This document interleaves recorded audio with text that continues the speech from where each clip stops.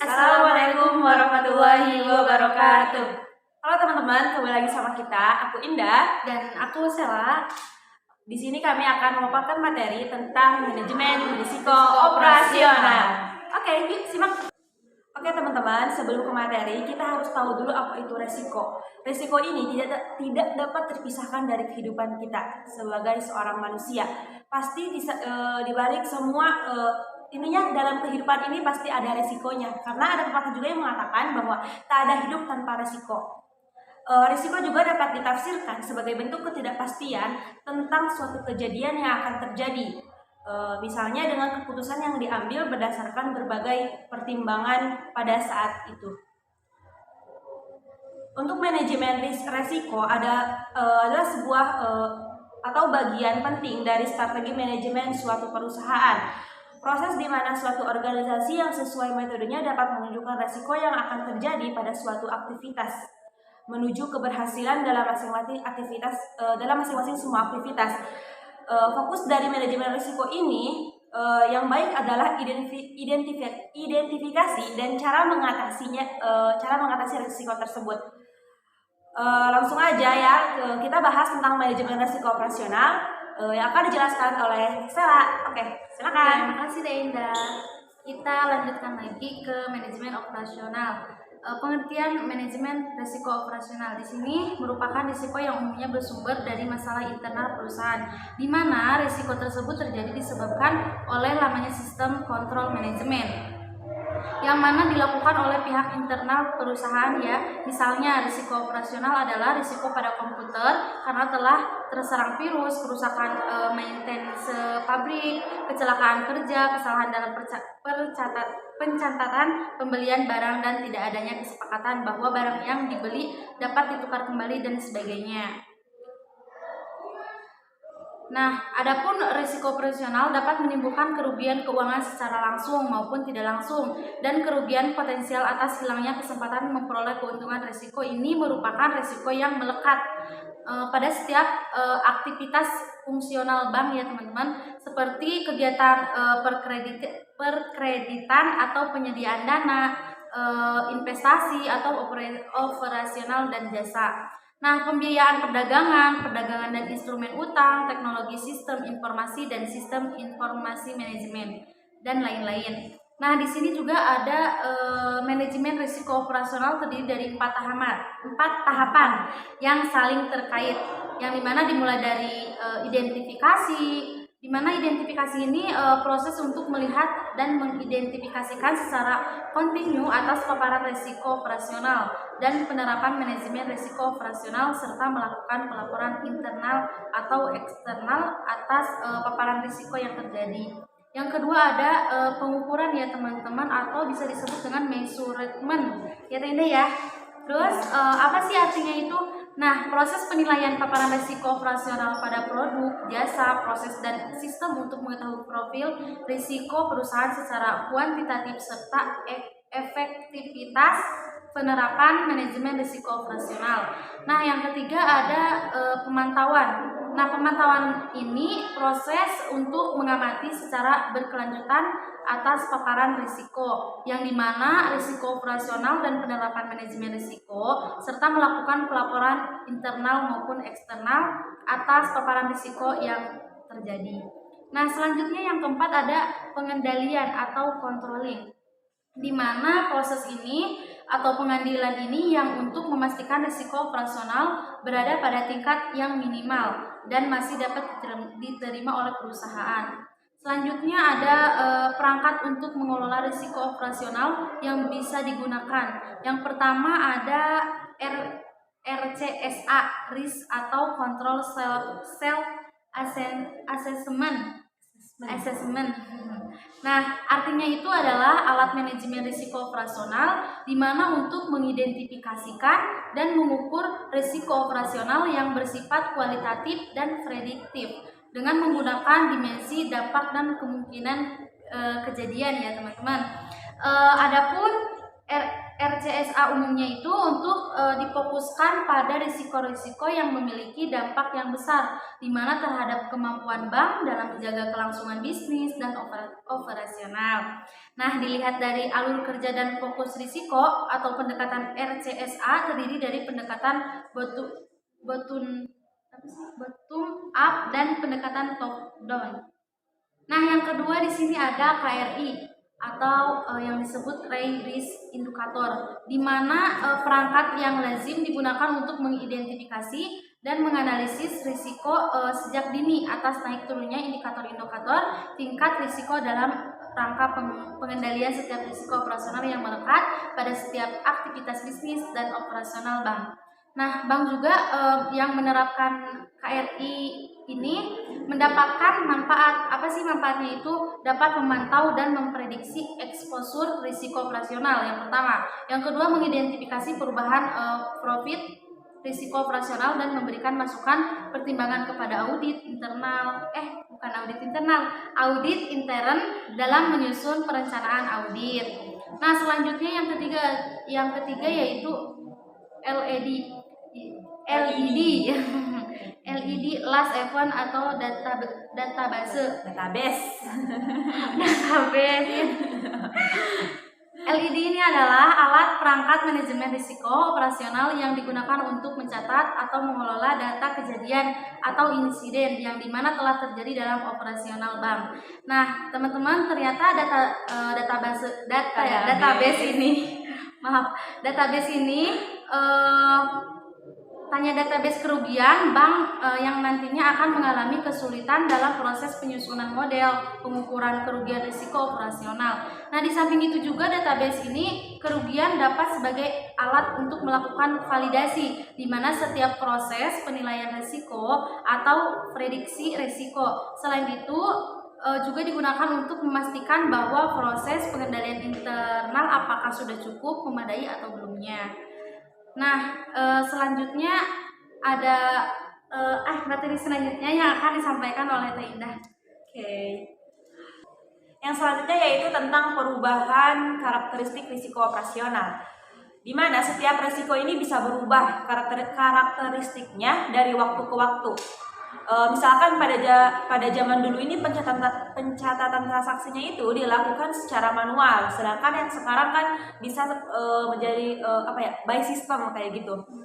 Nah, di balik itu juga ada faktor yang menyebabkan perubahan karakteristik risiko operasional. Yang pertama itu dari globalisasi. Era globalisasi ini telah memberi perubahan besar bagi konsep bisnis pada seluruh sektor bisnis, baik finansial maupun non-finansial, sehingga menciptakan konsep produk dibuat untuk bisa menampung keinginan globalisasi tersebut. Karena itu, perubahan dituntut untuk menerapkan manajemen yang berbasis konsep global yang secara tidak langsung mekanisme operasional ini perusahaan juga harus bersifat global. Yang kedua yaitu otomatisasi. Ini menurunkan risiko yang berkaitan dengan manusia, misalnya kesalahan dalam pencatatan karena kelelahan. Tetapi otomatisasi juga semacam itu memunculkan risiko yang baru, yaitu risiko kegagalan sistem dan semacamnya. Risiko ini cenderung lebih sulit untuk dideteksi dan jika terjadi maka perusahaan akan mengalami kerugian yang sangat besar atau signifikan.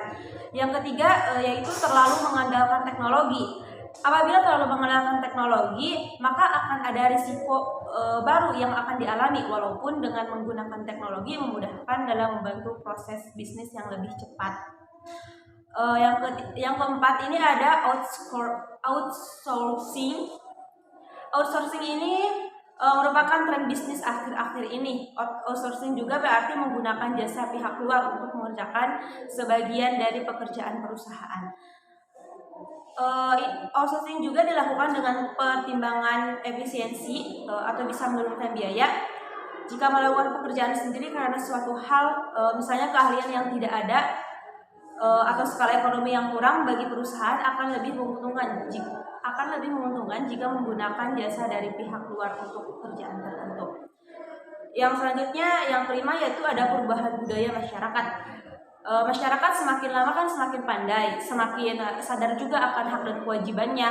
Kesadaran tersebut cenderung meningkatkan resiko litigasi, di mana masyarakat akan berubah menuntut apabila merasa dirugikan.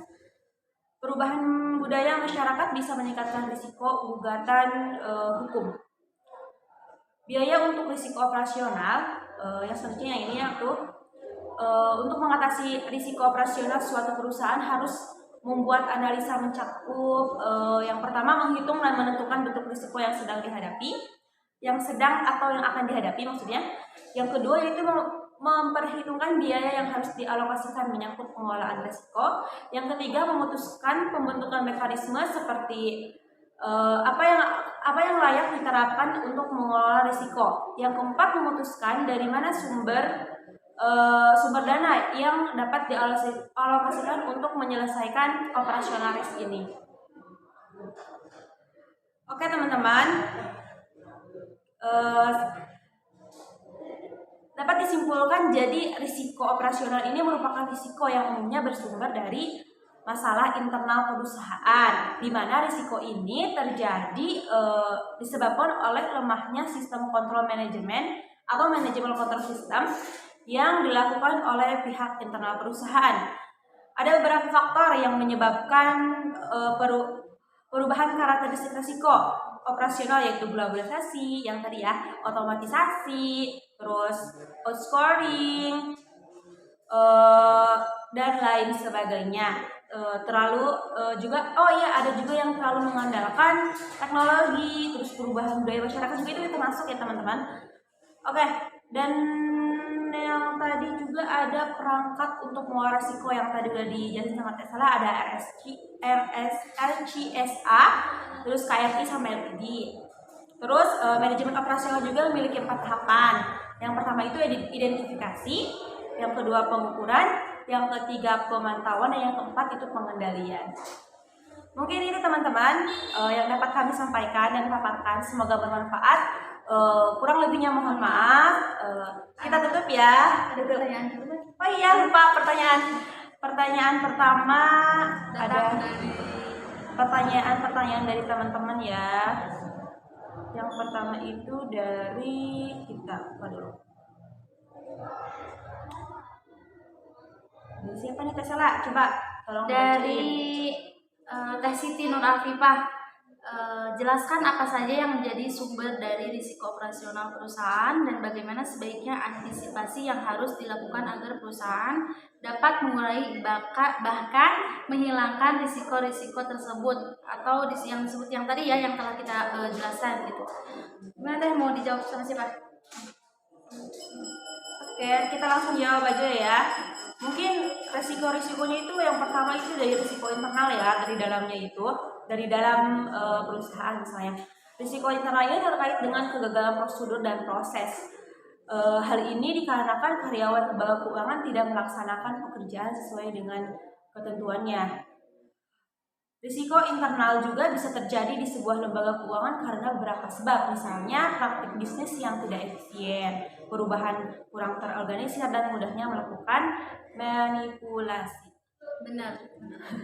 Yang kedua itu risiko sumber daya manusia dari SDM-nya.